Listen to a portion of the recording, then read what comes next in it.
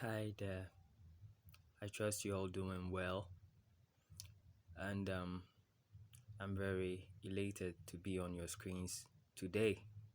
Once again, greetings to all and sundry in the mighty name of Mami Ashe.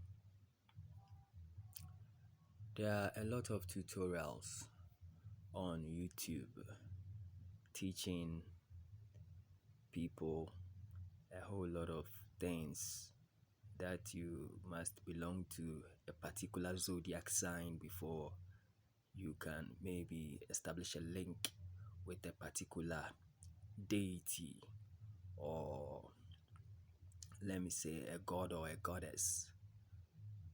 For example, I watched on a particular video, or in a particular video, sorry, and the person talking in the video said you must belong to the fire element before you can conjure or call upon Shango, or you must be excuse me, a child of the fire element before you can um, establish a link with the fire deities like Shango and the tender gods and goddesses like Yeve or Hebusu. And I find this very amusing as a spiritualist because the spirits are like human beings. You see, they have a dwelling place, each and every one of them. Some reside in the elemental forces of nature, like water, the earth, fire, and what do you call it? The air. You see, and we have different kinds of fire, we have different kinds of water, we have different kinds of air, we have different kinds of earth. You see, when we take geology, for instance, they will tell you they have sedimentary rock, blah blah blah, and different kinds of soils. We have loamy soil, clayey soil, and all those things. When we were in school, we were taught all those things. You see, but those things are physical aspects. When you go to the spiritual realm, in that same way, we have different habitations for the different spirits that exist, and there are millions or zillions of spirits,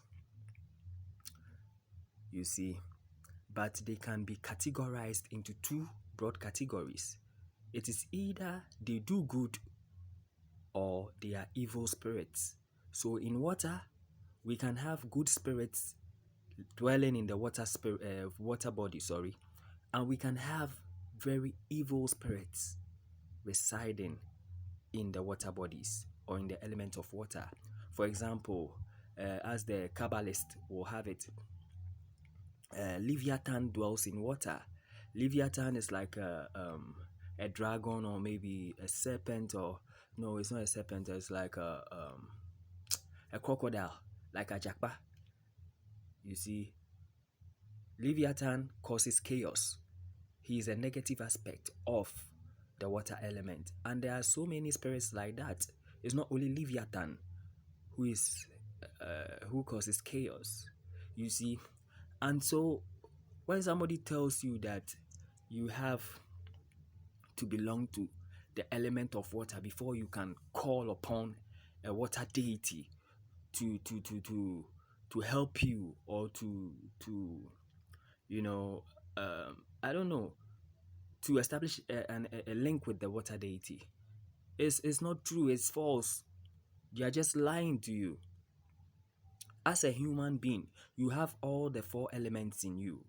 Your body is made up of the earth, you have air in you, you have water in you, and above all, you have fire, which originates from the soul, the kra, the chi, or the kaba that resides in your body, that electrifies your body. And so YouTube has given us an avenue to teach a whole lot of things, spiritual things. But there are some people spreading information which is totally false. As a practitioner,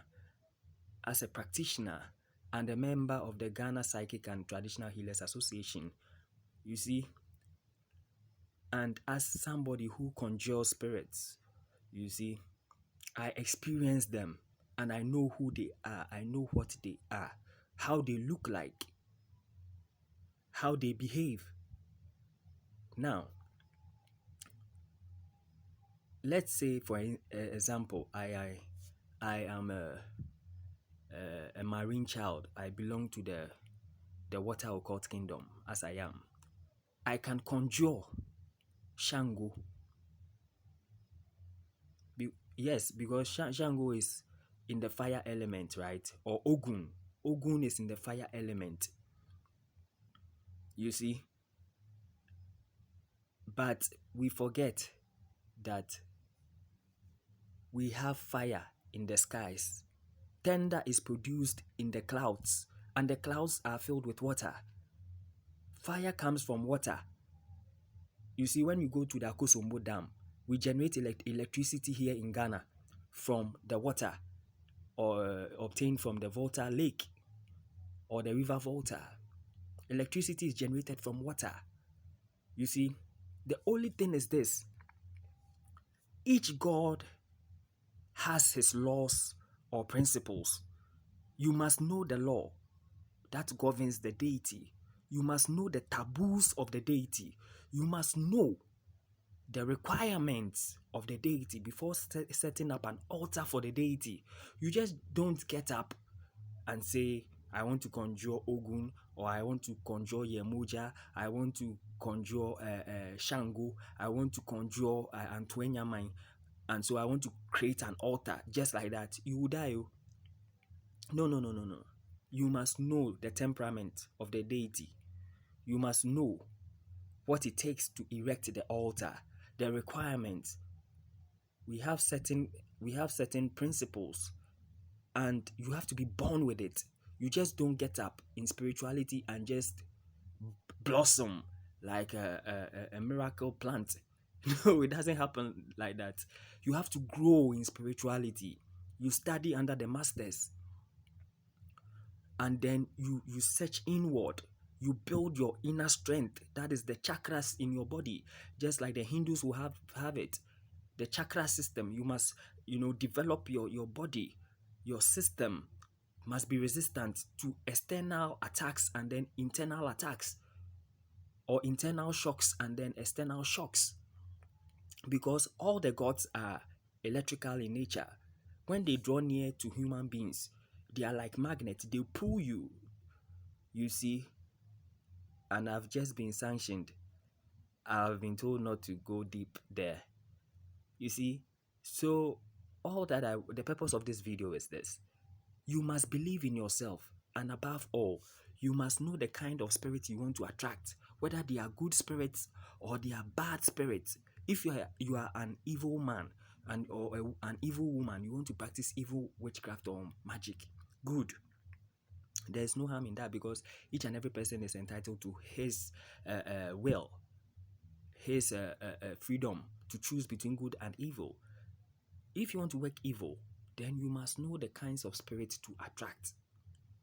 It will be of no use for you to call, let's say, the Archangel Michael or Gabriel to work evil magic.